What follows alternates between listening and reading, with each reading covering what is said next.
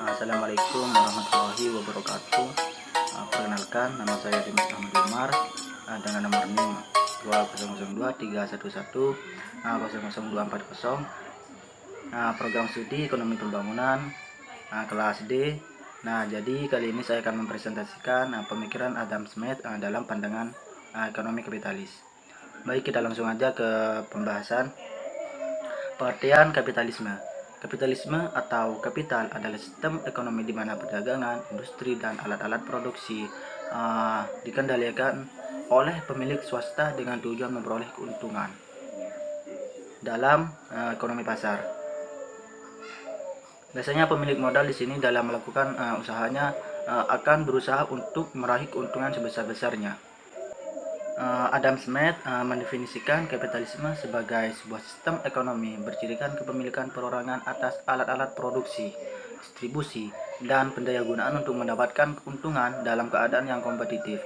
Menurutnya, kepentingan pribadi merupakan kekuatan untuk pengendalian perekonomian, dan semua proses yang dijalankan akan menuju ke arah kemakmuran bangsa, yang seolah-olah individu didorong oleh tangan tak terlihat atau the invisible hand yang mendorong mereka untuk maju. Kemudian Karl Marx juga mendefinisikan kapitalisme sebagai corak atau introduksi golongan kapitalis. Adapun corak yang kaum kapitalis sadari adalah dimotivasi oleh pemikiran pola ekonomi dalam rangka menumpuk kekayaan. Konsep kapitalisme bagi Marx merupakan suatu formasi masyarakat kelas dan distrukturasikan dengan aturan eksklusif, yang mana manusia dikonfigurasi untuk pabrikasi dalam kebutuhan hidupnya. Menurut Adam Smith, kepentingan pribadi merupakan kekuatan pengendali perekonomian. Semua proses yang dijalankan akan menuju ke arah kemakmuran bangsa. Seakan-akan setiap individu didorong oleh tangan gaib atau invisible hand yang mendorong mereka maju. Dalam bukunya The Wealth of Nations, Adam Smith menyatakan bahwa setiap individu berusaha untuk modalnya sehingga memperoleh hasil yang setinggi-tingginya. Dia tidak bermaksud menunjang kepentingan umum dengan perbuatannya itu, dan juga pula ia tidak tahu dan sampai seberapa jauh penunjangnya itu. Ia berbuat itu hanyalah untuk kepentingannya sendiri dan hanya untuk keuntungannya sendiri. Di dalam hal ini ia dibimbing oleh suatu tangan gaib dengan mencapai sesuatu yang menjadi tujuan utamanya dengan mengejar kepentingan pribadi. Seperti itu, ia akan mendorong kemajuan masyarakat dengan dorongan yang seringkali bahkan lebih efektif daripada jika ia memang sengaja melakukannya. Kemudian pendapat Adam Smith tentang invisible hand sebenarnya sudah tua sekali umurnya, bukan saja sejak zamannya Francois Quesnay, tetapi juga sejak zaman hidupnya Jean Baptiste Colbert, pemuka kaum merkantilis. Laissez-faire dipakai sebagai pedoman pokok para kaum liberal pengikut Adam Smith, serta menjadikan moto kaum kapitalis. Sejak revolusi Adam Smith inilah perekonomian kapitalis mengalami zaman kecemasan. Ekonomi kapitalis yang mulai dikenal pada abad 18 yang dipopulerkan Adam Smith oleh Merchant Spencer didefinisikan sebagai sebuah sistem ekonomi yang berbicara hak milik privat atas alat-alat produksi, distribusi, dan pemanfaatannya untuk laba dalam kondisi yang kompetitif. Menurut Max Weber, kapitalis identik dengan pengejaran keuntungan dan selamanya dapat diperbarui berulang-ulang dengan usaha kapitalistik dan rasional, yaitu suatu tindakan yang didasarkan pada harapan terhadap keuntungan dengan memanfaatkan kesempatan-kesempatan transaksi. Pokok Adam Smith, tujuan utama menegakkan ilmu ekonomi adalah membangun masyarakat melalui pembangunan ekonomi. Kaum kapitalis berpendapat bahwa kaum pemilik modal adalah tokoh sentral dalam pembangunan ekonomi. Jika para pemilik modal di sini atau kaum kapital dibebaskan berusaha, maka usahanya itu dengan sendirinya akan memberikan manfaat bagi masyarakat di sekitarnya. Sedangkan menurut Karl Marx, sistem kapitalis di Inggris pada abad ke-19 melahirkan tentang kisah-kisah tentang kesengsaraan hidup. Adalah merupakan sistem penindasan melalui mekanisme pasar, di mana kaum pekerja terpaksa menerima upah rendah karena tidak seimbangnya antara lapangan pekerjaan dan pencari kerja, yaitu bahwa jumlah para pencari kerja jauh lebih besar dibandingkan dengan lapangan pekerjaan yang sudah tersedia. Dalam konteks ini, para pemegang ekonomi kapitalis memanfaatkan kesempatan ini dengan cara penindasan tersebut. Permasalahan seperti inilah yang memicu para kaum kapitalis dapat sistem ekonomi kapitalis di negara-negara berkembang dengan cara mengambil keuntungan yang luar biasa sebagai dampak dari sistem ekonomi. Maka negara-negara yang berkembang tidak bisa menjadi maju. Sebaliknya, negara-negara yang maju di sini akan terus menjadi negara maju. Akar historis kapitalisme. Secara historis, pola perekonomian kapitalisme berdiri dan tambah berpengaruh diawali dari peralihan masa feodal dan era modern. Kelahiran kapitalisme dipelopori oleh 3 tokoh besar, diantaranya Adam Smith, Martin Luther, dan Benjamin Franklin. Kapitalisme sebagai pola perekonomian dunia terkait erat dengan sistem kolonialisme.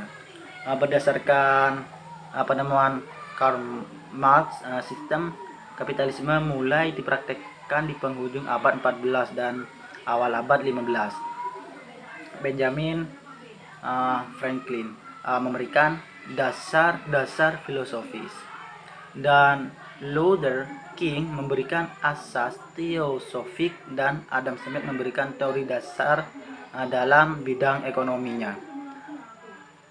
Karena karangan Adam Smith yang menjadi acuan ekonomi sesudahnya bahkan sampai saat ini adalah 2 karya monumental yang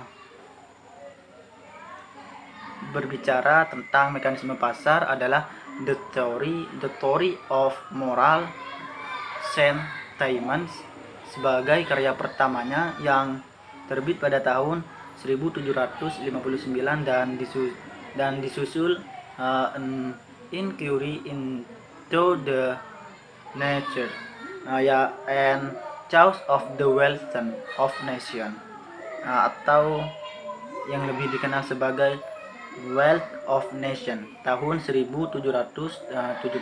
Karya inilah yang mengukuhkan kekuatan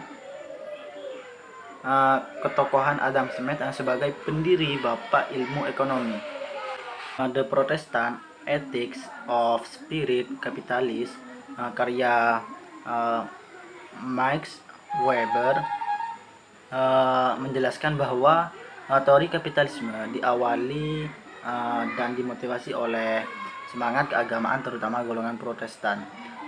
Buah pikiran Weber ini diperkuat oleh Martin Luther yang menjelaskan bahwa lewat perbuatan dan cipta karya yang lebih baik, manusia dapat membebaskan diri dari kutukan selama-lamanya. Tak hanya Luther, Benjamin Franklin pun juga memperkuat pendapat Weber dengan motonya yang sangat tersohor, yaitu time is money, bahwa human life bekerja mati-matian untuk menyamaikan harta kekayaannya. Para pakar ekonomi memberikan penjelasan dalam hal ini bahwa kapitalisme sebagai pola perekonomian dunia dimulai sejak abad 16 di era kapitalis. Di era klasik sebenarnya sudah terdapat bentuk-bentuk ekonomi pasca abad 16. Dudley Dillard membagi menjadi 3 tahapan dalam perkembangan kapitalisme. Di antaranya kapitalisme awal, kapitalisme klasik, dan kapitalisme lanjut. Kapitalisme awal. 1500 sampai 1750. Pada masa ini konsep kapitalisme lanjut mulai kuat dan berkembang. Nah, tepatnya pada abad 19, tahun 1914, kapitalisme fase ini ditandai oleh 3 momentum, yaitu yang pertama, adanya kesadaran bangsa-bangsa di Asia dan Afrika terhadap penjajahan Eropa sebagai pintu dari kapitalisme klasik, yang pada akhirnya membuat negara-negara tersebut melakukan perlawanan. Yang kedua, perpindahan penguasaan aset dari Eropa ke Amerika. Kemudian yang ketiga, perubahan besar-besaran Bolshevik Rusia memberhentikan institusi fundamental kapitalisme yang berupa kepemilikan modal secara perorangan atas penguasaan struktur kelas sosial, alat produksi, sistem pemerintahan, dan religiusitas kemudian menjadi mazhab kepentingan, yaitu menjadi mazhab tandingan, yaitu komunis, namun masih bertahan dikarenakan adanya kemampuan untuk mendatangkan demokrasi seperti demokrasi ekonomi dan sistem politik hasrat atau kemampuan umat manusia yang paling mutakhir. Selain itu, Habermas menjelaskan bahwa state kapitalis mengacu kepada 2 fenomena. Pertama, adanya campur tangan negara terhadap pasar kala itu untuk melegitimasi dan menintervensi negara yang secara esensial bertentangan dengan kapitalisme liberal. Menurut Habermas, perlu dilakukan repolitisasi massa sebagai kebijaksanaan dari depolitisasi massa dalam masyarakat kapitalisme liberal. Langkah atau upaya ini terlaksana dalam demokrasi formal. Yang kedua, adanya proses konsentrasi ekonomi serta korporasi nasional dan internasional yang menciptakan struktur pasar oligopolistik. Mekanisme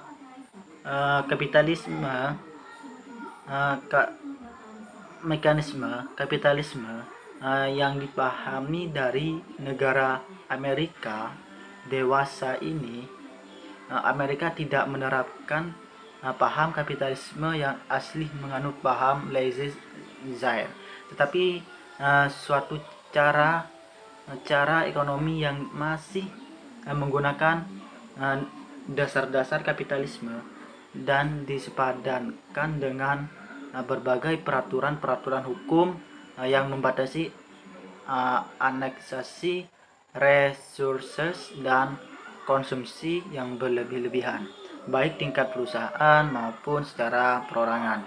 Terdapat beberapa ciri-ciri yang menjadi dasar kapitalisme, yaitu prinsip keseimbangan. Maksudnya adalah adanya pembaruan antara dominasi politik dan ekonomi, adanya kesempatan yang sama sekaligus upaya untuk menciptakan pemerataan, adanya bargaining power yang sama pula untuk produsen. Yang kedua, dasar keadilan, maksudnya adalah sebagai langkah untuk menghindarkan dari cara-cara yang tidak adil, misalnya hubungan tuan majikan yang eksploitatif dan upah buruh yang tidak memenuhi standar. Jadi setiap praktik ekonomi harus dilandasi dengan penuh kejujuran dan keterbukaan. Yang ketiga, prinsip pertumbuhan yang terus menerus, yang bisa dilihat dari kemajuan teknologi, pemasukan dan pendapatan yang real di bidang ekonomi. Yang keempat, dasar kebebasan. Di sini mempunyai pengertian bahwa tersedianya penakrifan investasi pemerintah dan mengusahakan sistem politik yang demokratis. Tersedianya kebebasan berkomunikasi, dan tersedianya untuk berinvestasi. Kemudian yang kelima, prinsip kesejahteraan. Nah, di sini mempunyai arti bahwa ketersediaan untuk kesejahteraan yang bisa dibuktikan berlandaskan pengawasan dari pihak pemerintah terhadap kestabilan harga dan upaya menciptakan adanya ketenagaan yang bersifat lapangan kerja penuh, ketersediaan, pertimbangan efisiensi alokasi dan produksi. Selain itu juga faktor keselamatan lingkungan hidup dan kesehatan harus benar-benar mendapatkan perhatian yang sangat besar.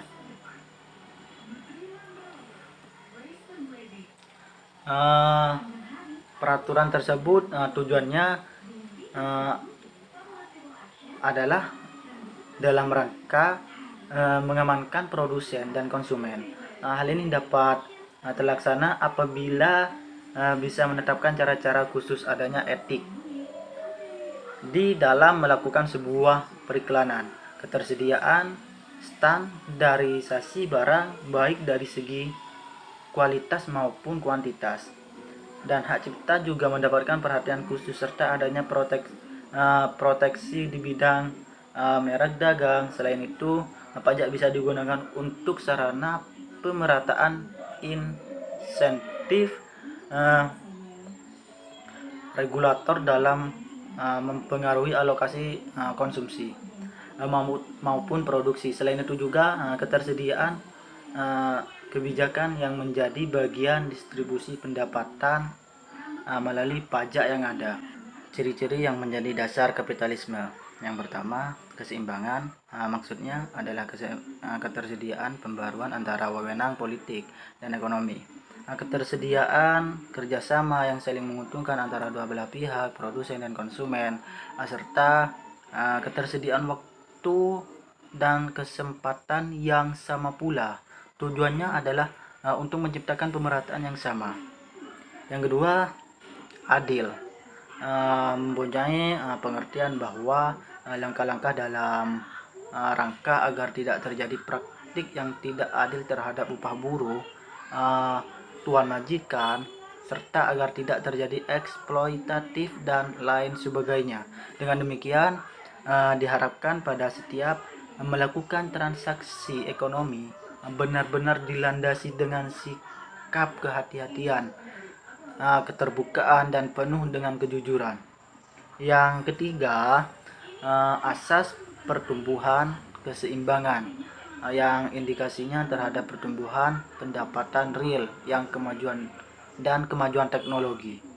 Kemudian yang keempat, adanya prinsip kebebasan. Maksudnya dari dasar prinsip kebebasan di sini adalah berinvestasi dan berkonsumsi serta pembatasan investasi terhadap pihak pemerintah agar sekaligus mengusahakan sistem politik kekuasaan yang benar-benar membela rakyat menengah ke bawah. Adanya prinsip kesejahteraan, maksudnya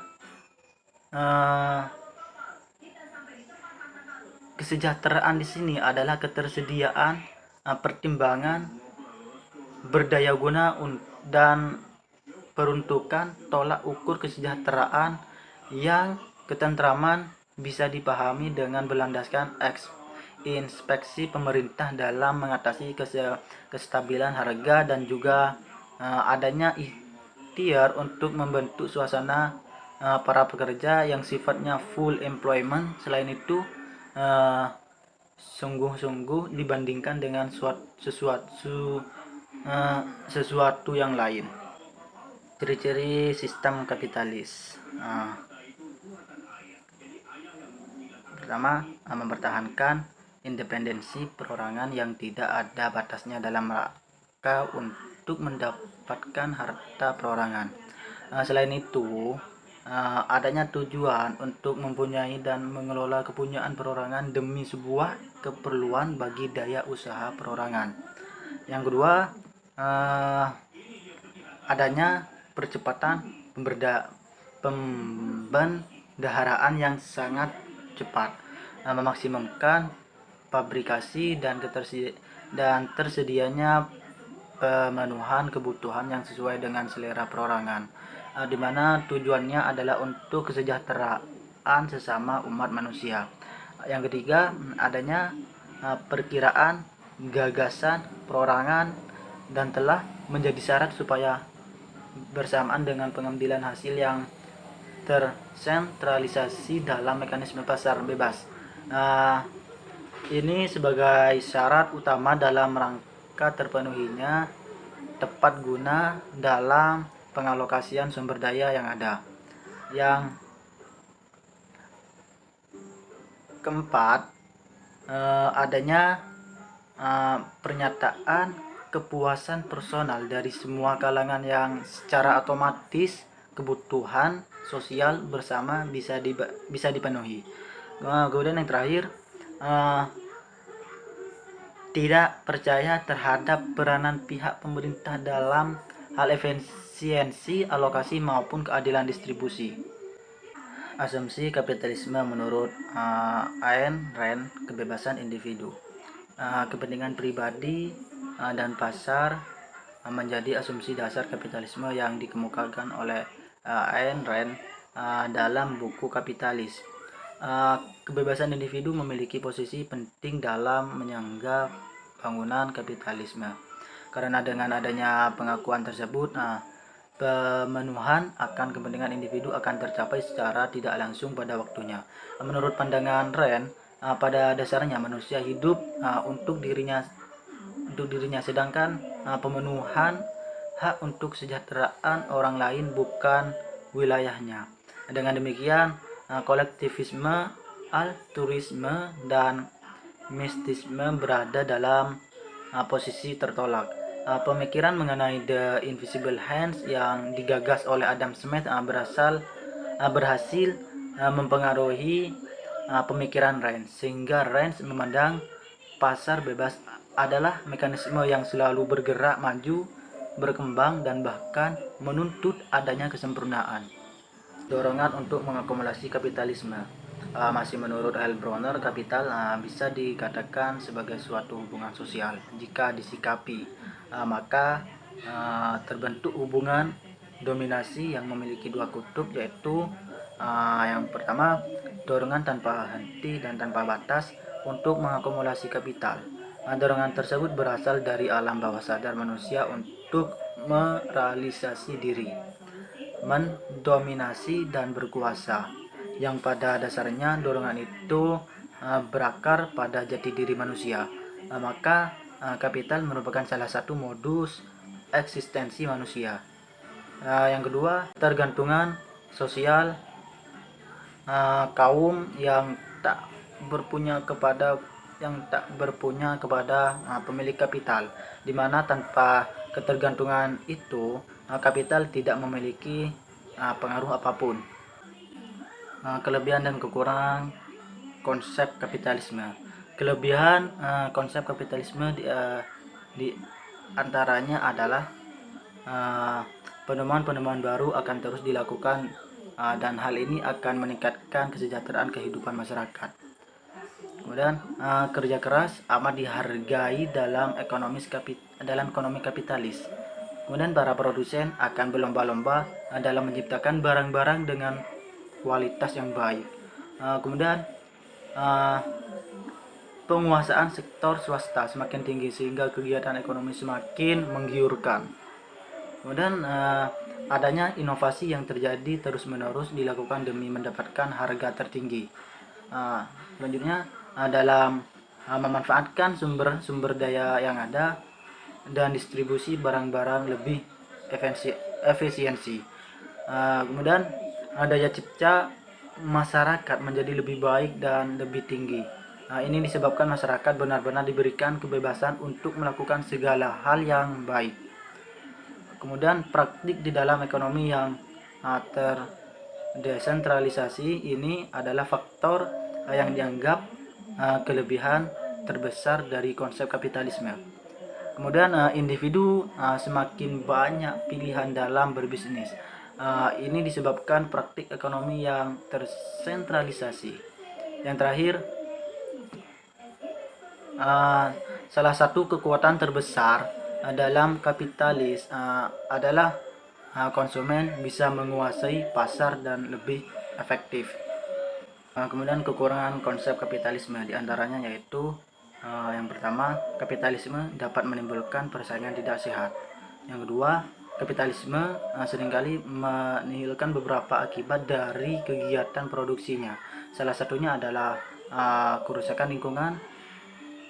Yang ketiga, laba benar-benar menjadi satu tujuan bisnis utama, dan pada akhirnya dengan raksasa bisnisnya bisa mematikan perusahaan-perusahaan kecil yang ada.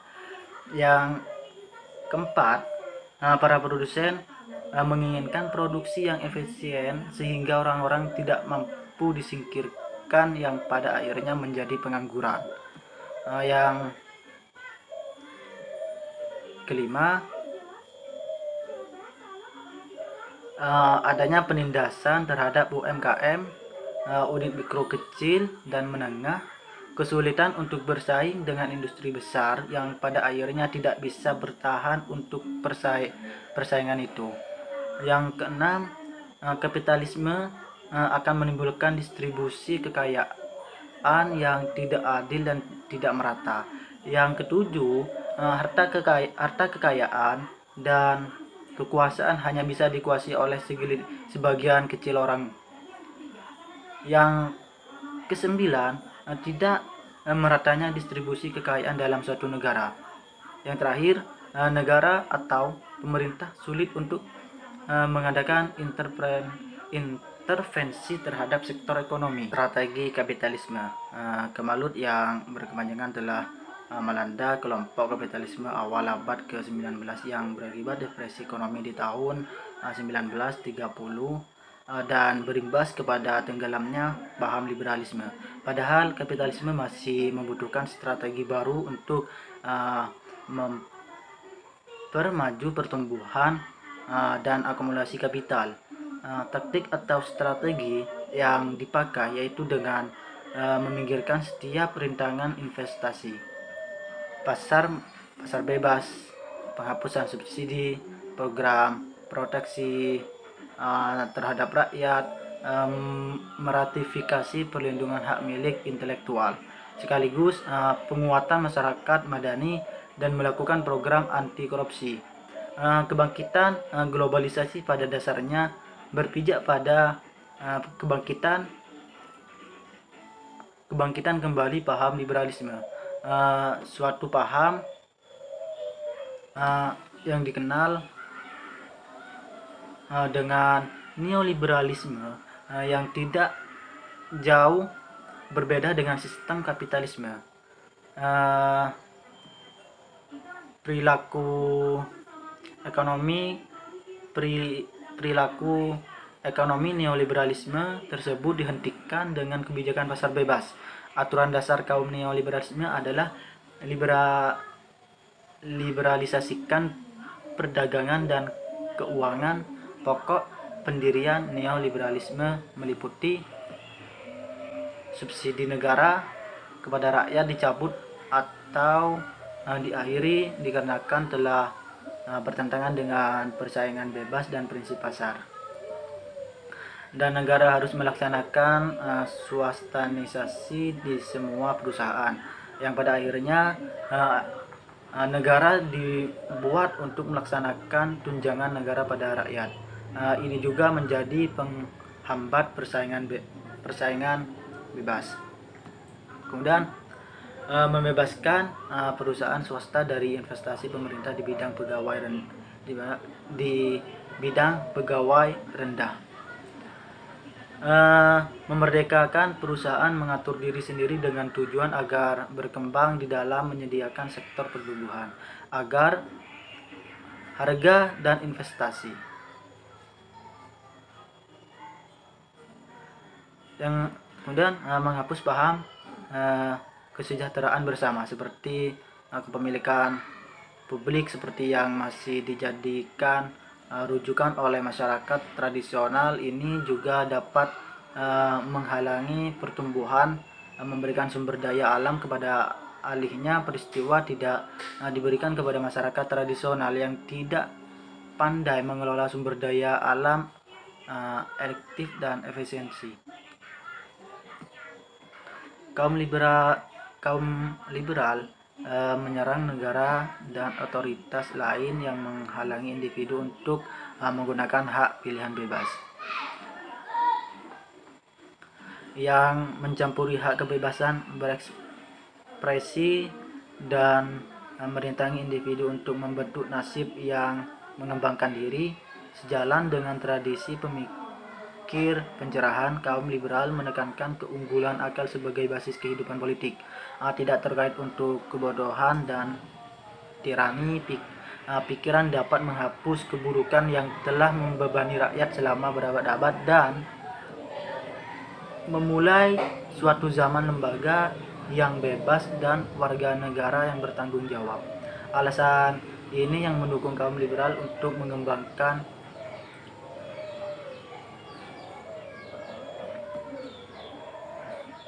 pengenalan ide-ide ilmu ekonomi, menghadirkan sejumlah